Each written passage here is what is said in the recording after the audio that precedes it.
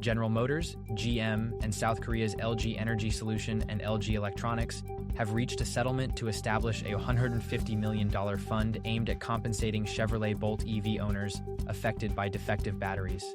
This agreement follows numerous complaints and recalls initiated in 2020 due to battery fires in some vehicles. Owners who have had their batteries replaced or who have installed the latest diagnostic software may qualify for compensation.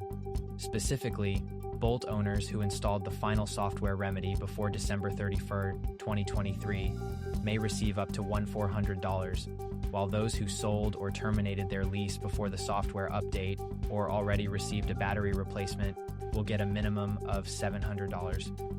GM ceased production of the Bolt EV last year to focus on new electric vehicle models. This settlement is part of a broader recall campaign initiated in 2021, which led to a $1 billion recall and a 6-month halt in Bolt production and sales.